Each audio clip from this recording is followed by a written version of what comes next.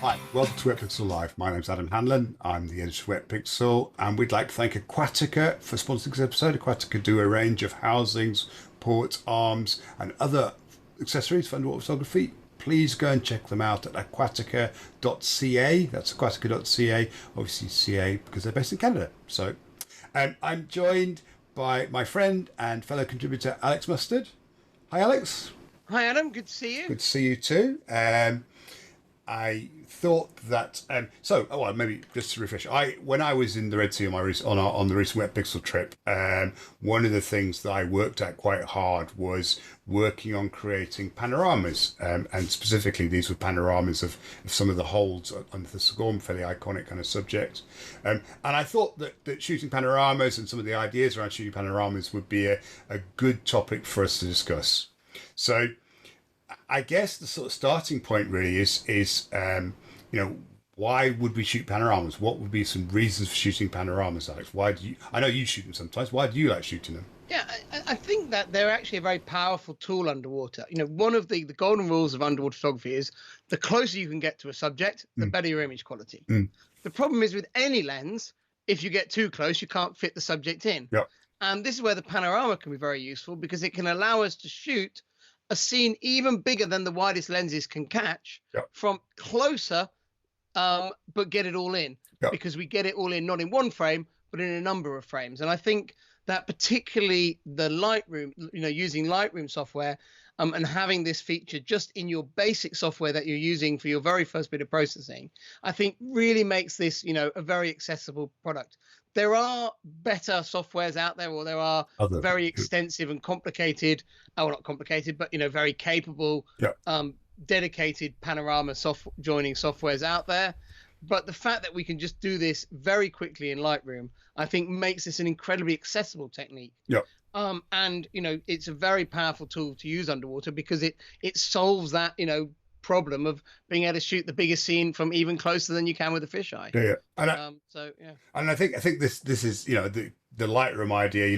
Most photographers, not all photographers, most photographers have a basic kind of editing package that will have some form of panorama creation tool within it, and it's really nice to be able to kind of just import them into there, and it just keeps life simple. And if you get really into it, you can always invest in some of the more specialist software and be able to make your pictures a little bit better than everyone else's. But the fact that you can just do it so easily, in Lightroom in particular, which I'm sure almost everyone who watches Wetpixel Live has. So I guess we should talk a little about lens choices for it. And in general, I think obviously these are wide angle images. I assume that's something most people realise. But obviously, so we have to choose between rectilinear and fisheyes, and certainly I think you're going to have to. I find it sensible now to divide wide angle lenses into three. Because that third option, which I know you already got, is the fisheye, the wide rectilinear, and then the water contact lenses, which I think it's best thought of that we've got three options now for wide angle. And I actually think that probably that third one is very well suited to this type of shooting. And I was using a Nauticam WACP for it, and I was for the moment putting it in the rectilinear wide angle box, but you're right, it doesn't really fit in there. So, the fact that we can shoot at relatively open apertures, still have reasonable corner performance. It's a relatively rectilinear image. It's not completely rectilinear, but it's a relatively, and I thought it worked really, really well. It was great. It's got a pretty wide angle of coverage. I think the low level of distortion makes it much easier to stitch with, which I think is what is a really strong point of them. Yeah. Great image quality and easy for the software to stitch together because it's not too distorting. I shoot them quite a lot with fisheye because it's often what's on my camera.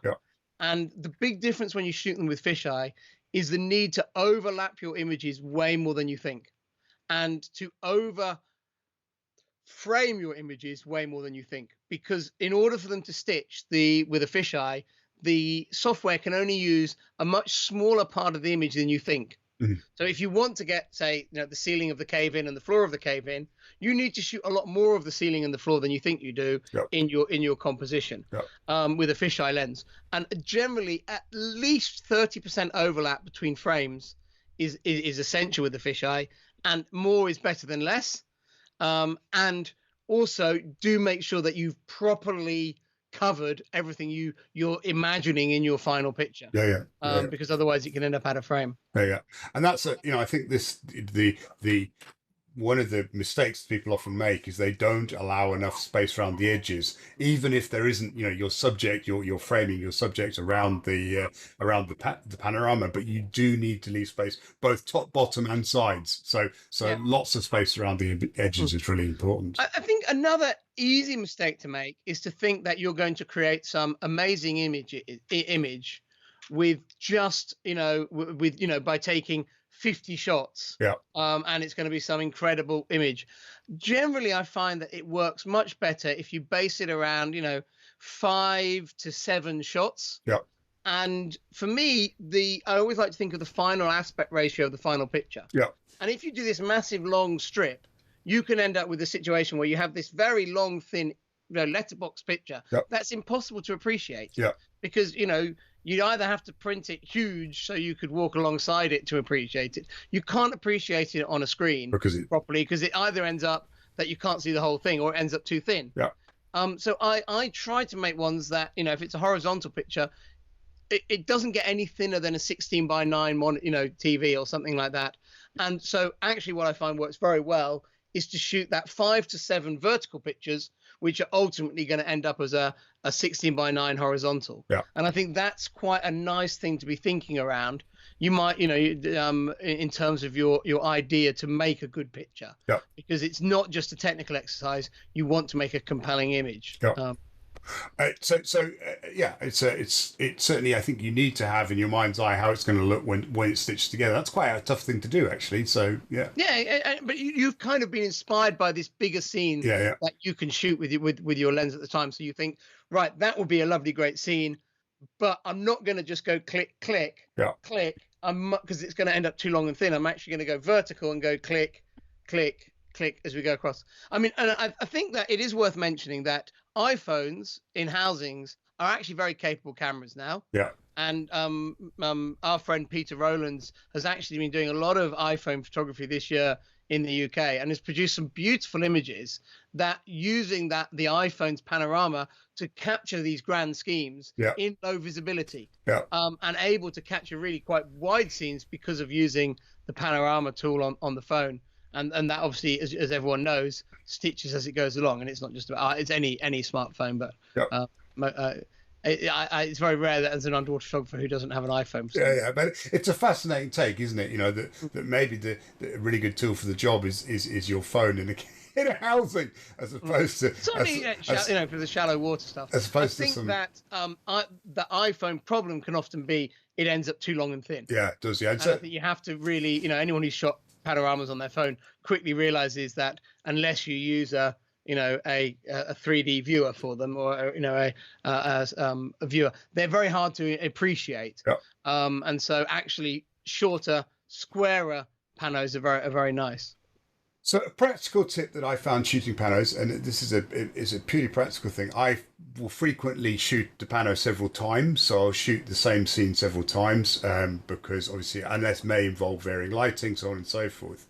And what I find that I get easily confused between Pano 1, Pano 2, Pano 3, Pano 4.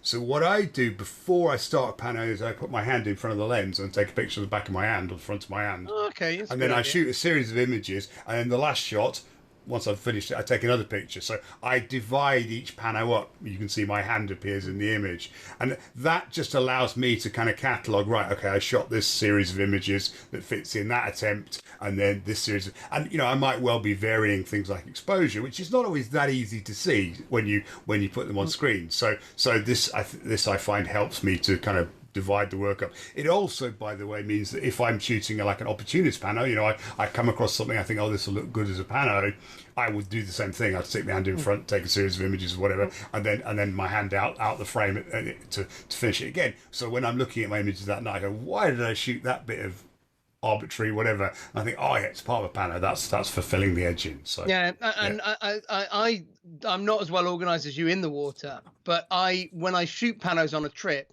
I always make an additional folder in Lightroom called Panoramas. And I drag all the panorama pictures as soon as I've downloaded them out of their daily folder into this other folder, and then each series I color code just using the Lightroom colors. So the first one I'll color them red, the second one I'll color them, is it 7, so first one I'll press 6, second bunch I'll select press 7, 8, 9, etc. And then they stand out from each other on the page. And that's actually much more organized than I am in Lightroom. So I win in the water. You're definitely much better in Lightroom. Actually, it's very easy to get confused with all these images. Yeah, absolutely. One of the things that I think is also a really nice use of the panorama underwater is kind of the 2-shot panorama. And we've all been in that position with a wide angle picture when we've got a great wide angle subject, but we can't quite fit it all in the frame. We say we've got a good foreground here, good background here, but they're just too far apart. Or we're shooting up and under an overhang or like a table coral. And if you get in really close, you can get all the fish under the table coral, but you can't quite get the lip of the table coral in to make that nice composition. And that's where I've just trained myself over time. When I have that problem, instead of giving up, I go, ooh, this is the 2-shot pano, and I do click, click, and then and then I just merge those two pictures underwater afterwards, and I end up with a slightly squarer frame and maybe a 4:3 type aspect ratio, taken as this kind of 2-image pano to capture a really nice little scene. I think and it's a good trick to keep up your sleeve, but it's remembering to do it as a challenge, not the technical challenge of doing it. I think it's hard sometimes because you get used to this idea of setting a shot up and composing it in your viewfinder, pressing click, and the image appears, and and then sometimes as you say, you're shooting images just not working for whatever reason because can't quite get it all in. Your lens isn't wide enough or whatever, and then it's that mental leap of going, well, I can shoot it in 2 and stitch together later, and it is you have to kind of get your head around, but it's a super valid technique and one. And actually on the physical, it's very useful because some of the great vehicles on there. You can't back away far enough from them to get them all in. And the 2-image pano is a great solution for that. You just go click and then click, and you can actually, from as close as you are, get the whole vehicle in. Because you're in a hold somewhere, so obviously you don't have unlimited movement away from the subject. And table corals are the other one that always get, you always have these lovely table corals with soft coral underneath, and you're like, oh, I can't quite get the soft coral on the top of the table coral. It's so annoying. And the 2-image panos, but there's lots of examples like that.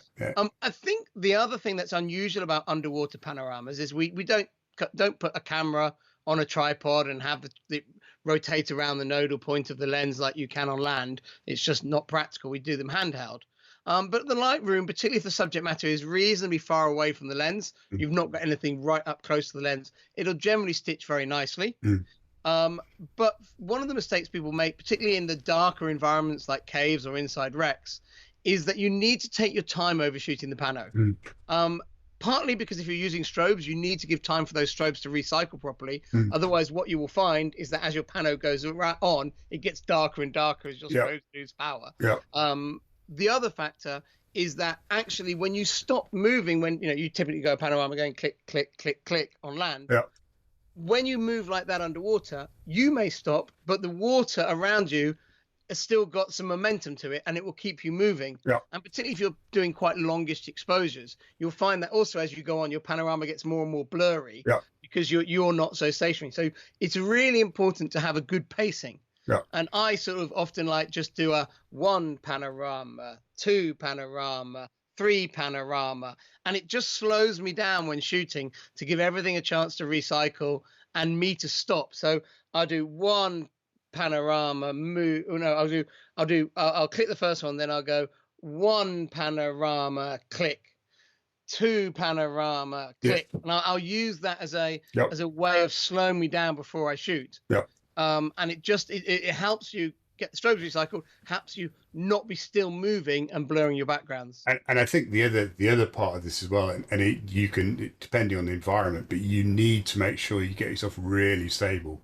So if you are in a reef environment, you've got to get yourself completely still. In terms of buoyancy and breathing and everything else, and then just spend your time shooting slowly. And because they don't work when you've got a close-up subject, it's not a situation where you can often, steady yourself, on a piece of wreckage or something. They actually tend to work better when everything's quite a distance away and a similar distance away from the camera. If you've got foregrounds and backgrounds, the perspective changes can be quite problematic because you're not working neatly around a nodal point. So diving skills are important. No, I was then just going to go on to, I think there's in Lightroom, the way you do the picture is you select the pictures you want to join into Panorama. You select merge photos and then Panorama, and then under there you have three options. I think it's spherical, something cylindrical, and perspective. First of all, they don't always all work with underwater pictures. I tend to try the top one first, which I think is spherical, and then if that doesn't work, I try the bottom one, which is perspective. And ultimately, if both work, I'll have a look and see which picture works the best. But generally, I find I use the spherical one as my go-to. The top one, which I think is cylindrical. Anyway, it doesn't matter. But I don't remember. I can't remember now. I'm just going to check quickly now. Sorry, give me 1 sec. So it's photo merge, Panorama, and the top one is spherical. Oh, I'm wrong. Sorry. So that's the one I usually try first. I actually don't really understand what the differences are, but I think there's a bit of trial and error when you're doing it. And if one, usually only one works. But the two things that people often ignore are underneath that. And one is the boundary warp. And usually when you do a panorama, a stitched underwater, there'll be white around it in terms of a final frame. What boundary warp allows you to do is to actually stretch the image out and fill those edges, because ultimately you need to have an image that you can crop to some sort of rectangle. And so stretching it out works really well. And then below that, which I think is a relatively recent feature on Lightroom, I don't know when it was introduced, but I've only noticed it post-pandemic. But it may have been there before and I just never noticed it. There's a little tick box which says fill edges. And that is a content-aware fill to fill up those edges as well, which can help you create the square image. The only thing about the content-aware fill in common with, again, this is, so if you're using a high-resolution camera like a D850, something like that, and you tick that box, it does slow everything down. Now, that's not necessarily a bad thing, but if you're not sure whether it's going to work, I would leave it unchecked, process the image, and then see if it works. And if it works, then check it afterwards, because it will, particularly on a laptop in the field. It slows everything down because now you're engaging the whole AI bit, and it's busy trying to figure out how to fill it. And you can always fill it in Photoshop later. So the good side about the Panorama Maker in Lightroom is it gives you as an output a DNG file. It does, which allows you post stitching to make all those classic Lightroom adjustments of white balance and all those things properly, which is really good. Usually the Panorama Maker corrects the lens distortion before joining the pictures, and that's the reason why with the fisheye lenses you need a lot of overlap, because actually it tends to crop into the image a lot to only use the more central, less distorted part of the frame. And that also tends to slow it down a little bit, because the first part is actually processing processing away any camera distortions, and then it tries to join them together. And that's that generally works well. But I think there's something that every underwater photographer should have a crack at. I would say the main advice is they're easiest to learn in just a simple shallow water available light situation, and the horizon in shallow water makes the shot easy to do. They like subject matter that's a more consistent distance from the camera. And ideally not super close, so the perspective isn't shifting around too much. So if you're in a cave, you might choose to float up to the ceiling and shoot more down, or be in mid water, so both the ceiling and the floor are both quite a distance from you, as opposed to being very close to one or the other. If you've got a reef scene, you want to make sure that your foreground subject matter is a similar distance. You don't want a bommy here and then one back there and something over there. They generally cope pretty well with things like fish. Remarkably well. They just, I think if they don't form up properly, they get rid of them. You don't tend to get too many artifacts, but you generally, with the panorama, you do want to have a quick look over it in Photoshop and correct anything that's a bit weird, with a little bit of cloning. But they can create some stunning underwater pictures, and they're something that I think every underwater should have a go at. Because there are certain people who've done some beautiful work with them, and I think they're a really interesting area of underwater photography. No, I quite agree. I certainly enjoyed shooting them in the Red Sea. It was great. Any finished panoramas I tag with Panorama in the metadata. Do you do the same, Alex? I think so. I'd normally just out of a explanation side, Yeah. Search Pano or Panorama. But yeah, Pano is probably quite a good word because some people often shorten it. So if you go into amuster.com and short Pano or Panorama, you'll probably find find a few long Find a thin few images that I know. long 16 by 9 images. Wonderful. Well, when I first started, I'd always do it that way, and then I realised they were completely useless, and then I've at least made them squarer, learned to make them squarer over time. Yeah, makes a lot So I'm of sense. sharing all the good advice here. Not bad advice you'd have got 10 years ago. Fantastic. Thanks very much, Alex. And thanks again to Quatica for supporting us. We really appreciate the support. Thank you to you all for watching. Please add any comments or suggestions in the comment section, and drop us a like if you enjoyed it. Thank you very much. Look forward to seeing you again soon.